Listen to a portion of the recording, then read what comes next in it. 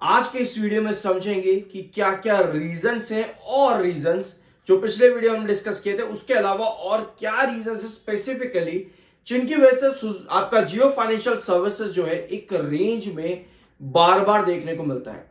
Similar restriction है, similar basis है जो साल 2024 में देखने को मिलते थे। एग्जैक्ट वही चार्ट पैटर्न आपका वापस से घूम करके रखा गया है। ऑल दो चार्ट्स को 2024 और 25 को मैं ऑलरेडी आपके साथ कंपेयर कर चुका और वो सारे वीडियोस चैनल पर अवेलेबल हैं, प्लीज जरूर जाकर के चेकआउट कर लेना।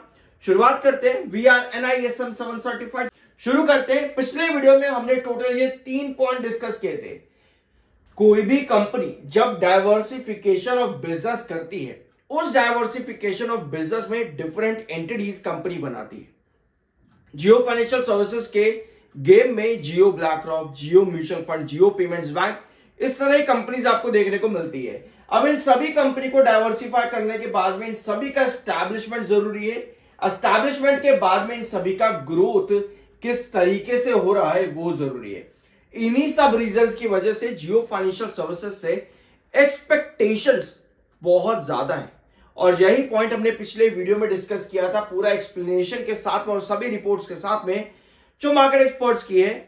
जरूर चेकआउट करना, बहुत कुछ आपको वहां पर सीखने को मिलेगा। जियो फाइनेंशियल सर्विसेज में पी रेशियो ना बहुत इंपॉर्टेंट काम करता है, बहुत इंपॉर्टेंट रोल प्ले करता है। अगर आप कंपनी का पास देखोगे तो इसका पी आपको रेंज में देखने को मिला, मतलब कि वेरिएशंस काफी ज्यादा रहे हैं। 485 के पी हाई पी से लेकर के 82 के पी तक जियो फाइनेंशियल सर्विसेज अपने लिस्टिंग के टाइम पीरियड में देखने को मिला। मतलब इतना छोटा लिस्टिंग टाइम पीरियड है और 485 से लेकर के 82 तक के पी इतना हाई वेरिएशन में देखने को मिला है। अब हाई पी ये भी बताता है कि कंपनी से एक्सपेक्टेशंस काफी ज्यादा है ग्रोथ की। जियो ब्लैक रॉक, जियो अलियांस, जियो पेमेंट्स, जियो म्यूचुअल फंड, इतने सारे डिफरेंट एंटिटीज, एक्सपेक्टेशन बहुत ज्यादा है और जब भी एक्सपेक्टेशन ज्यादा होती है कई बार पीई भी काफी ज्यादा होता है। अब हाई पीई आपको ये नहीं बताता कि स्टॉक सिर्फ ओवर वैल्यूड है। जरूरी नहीं है कि स्टॉक आपको सिर्फ यही बताया हाई पीई की ओवर वैल्यूड स्टॉक है। हाई पीई आपको ये भी बताता है कि एक्सपेक्टेशन कितनी और इन्वेस्टर कितना पैसा देने तक को तैयार है किसी शेयर को उठाने के लिए। ये दो चीजें आपकी होती है, मतलब कि हाई वॉलेटिलिटी भी और हाई एक्सपेक्टेशन भी, हाई प्रॉफिटेबिलिटी की भी एक्सपेक्टेशन। इतना कुछ चीजें एक इन्वेस्टर करे क्या। हाई पीई से आप हमेशा गेम नहीं खेल सकते, आपको यह भी देखना पड़ेगा और क्या स्पेसिफिक रीजन आते हैं। जैसे कि रिसेंटली कंपनी ने फंड रेज की बात करी थी वाया प्रमोटर ग्रुप, जिसके लिए कंपनी ने कुछ प्रमोटर के नाम भी दिए थे, जिसके लिए कंपनी को 15,825 करोड़ का फंड रेज करना था। और रिसेंटली सितंबर 2025 में कंपनी ने फर्स्ट ट्रेंच इसका कंप्लीट भी किया है। 3,956 करोड़ का फर्स्ट ट्रेंच कंपनी ने कंप्लीट करा है। तो जो पर्टिकुलर प्राइस है जिसके पास आपकी फंड रेजिंग होनी है, कमेंट बॉक्स में मेंशन करना कि वो प्राइस कौन सा है। तो क्या इसी चीज का वेट चल रहा है कि एक बार फाइनल ट्रेंचिंग हो जाए, फाइनल फंड रेज का प्रमोटर अप्रूवल, जो भी प्रमोटर के पास टेक जाना है वो एक बार चला जाए, उसके बाद में नया मूव देखने को मिलेगा अडानी जियो फाइनेंशियल सर्विसेज में। अगर ऐसा है तो यस, ये भी आपके पास एक रीजन आता है।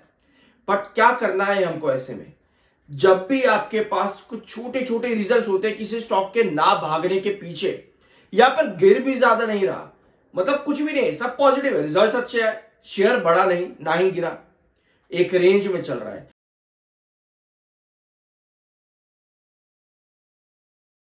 टाटा मोटर्स का इंपॉर्टेंट लेवल 401 है, जहां पर स्टेबिलिटी बने रहना बहुत जरूरी है, क्योंकि जिस कंसोलिडेशन पैटर्न पर टाटा मोटर्स बना हुआ है, यहां से आपके दो पैटर्न निकलते हैं, एक अपवर्ड वेजेस पैटर्न और एक downward wages pattern. Upward wages pattern आपका निकलता है 440 के बाद और डाउनवर्ड वेजेस पैटर्न आपका निकलता है 330 के बाद में।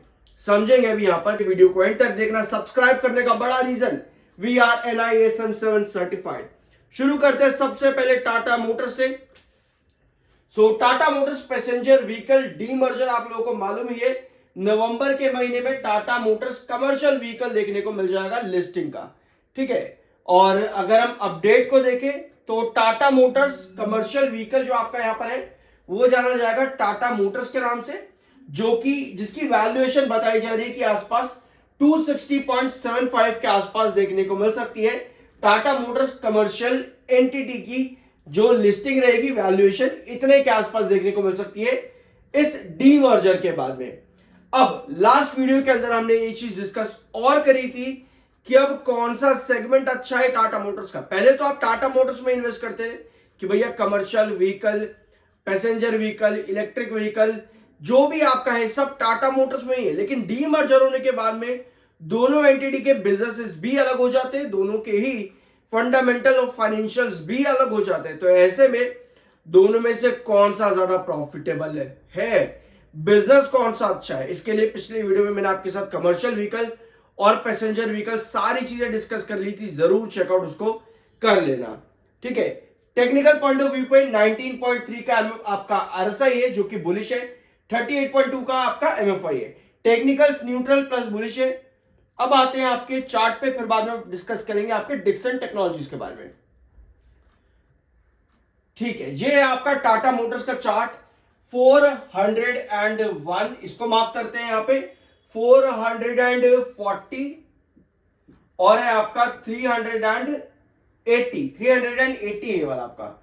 मैंने शुरुआत में गलती 330 बोल दिया था, मार्क कर लो 380 है। हमें यहां पर डिस्कस किया हुआ है कि आपका 401 बने रहना बहुत जरूरी है, क्योंकि जितनी स्टेबिलिटी यहां पर बनती है उतने ही चांसेस है कि आप 440 के आसपास बने रहो, क्योंकि 440 आपका क्रूशियल रिस्ट्रिक्शन जोन है। अगर आप अभी के पैटर्न को देखोगे डीमर्जर के बाद में, तो आपको नजर आता है कि एक डाउनवर्ड वेजेस पैटर्न बनाने के बाद में स्टॉक एक साइडवेज पैटर्न के अंदर है, यानी कंसोलिडेट कर रहा है एक ही रेंज पे जो कि बनती है 380 से 440। यहां पर देखो 380 से 440 की ये रेंज आपकी बनती है कंसोलिडेशन पैटर्न की। और कोई भी कंसोलिडेशन पैटर्न में दो पैटर्न कंसोलिडेशन कंप्लीट होने के बाद बनते हैं, एक होता है अपवर्ड वेजेस पैटर्न और एक होता है डाउनवर्ड वेजेस पैटर्न। इन दोनों ही पैटर्न के फॉर्मेशन से पहले आपको हिंट्स मिलने शुरू हो जाते हैं, जैसे कि अगर अपवर्ड वेजेस पैटर्न बनेगा तो वहां पर 401 एक इंपॉर्टेंट लेवल रहेगा। जितना 401 से 440 के बीच में रहेगा उतने ही चांसेस है अपवर्ड वेजेस पैटर्न बनने के। तो साइंस आपको मिल रहे हैं कि 440 अगर ब्रेक करेगा तो वो आपका अपवर्ड वेजेस पैटर्न आता है इस पूरे कंसोलिडेशन को कंप्लीट करने के बाद में। और अगर 401 के नीचे आए और 380 को ब्रेक डाउन कर दे, इसका मतलब ये है कि आप यहां पर डाउनवर्ड वेजेस पैटर्न कंटिन्यू करोगे। तो दोनों ही पैटर्न के आपको साइंस मिलने शुरू हो जाएंगे। इन तीन लेवल्स के बीच में दो लेवल 430 और 380 इंपॉर्टेंट लेवल्स है टाटा मोटर्स पैसेंजर व्हीकल के।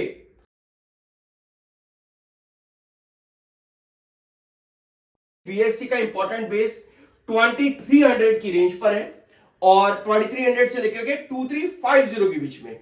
और लॉन्ग टर्म व्यू जो है यहां पर कैन कंसीडर एडिंग मोर और डू एवरेज, यानी कि लॉन्ग टर्म पैटर्न जो स्टॉक का है वो आपको बताते हैं कि आप और ऐड कर सकते हो और अपने प्राइसेस को एवरेज भी कर सकते हो। बट जब बात आती है एवरेज करने की, फिर वही चार्ट पर कौन सा लेवल अप्रोप्रिएट है एवरेज करने के लिए, ये भी हमको मालूम होना चाहिए। और जो शुरुआत में अभी हमने 4 इंपॉर्टेंट लेवल्स देखे ना, इसको नोट करके जरूर रखना।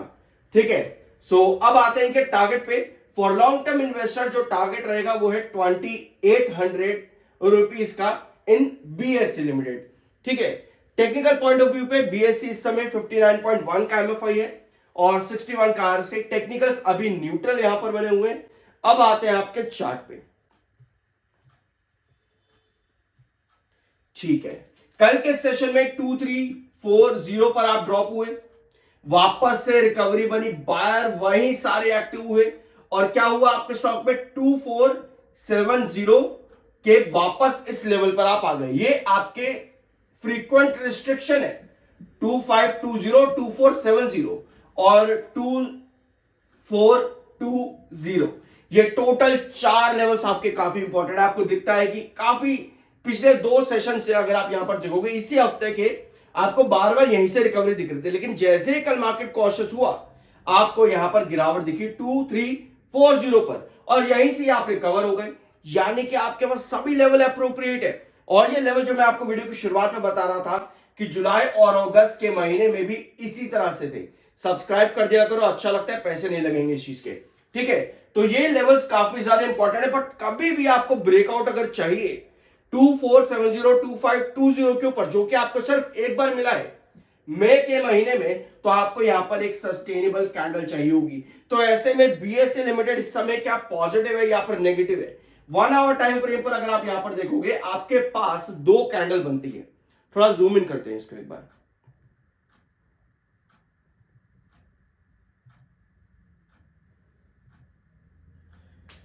ठीक है, 1 आवर टाइम फ्रेम पर आपके पास 2 कैंडल फॉर्म हुई है दिन के आखिर के अंदर।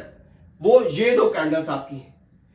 जो लास्ट आवर की कैंडल है, रेड कैंडल, इसने क्लोजिंग दी है 2470 के ऊपर सस्टेन करके, जो कि एक रिस्ट्रिक्शन लेवल है। और कभी भी आप रिस्ट्रिक्शन लेवल्स के ऊपर सस्टेन कर रहे हो, इसका मतलब ये है कि कहीं ना कहीं नेक्स्ट सेशन में आपकी पॉजिटिविटी बरकरार रहती है, यानी कि 2520 तक अगर आपके बायर एक्टिव होते हैं, तो ये लेवल आपको नेक्स्ट सेशन में देखने को मिल सकता है।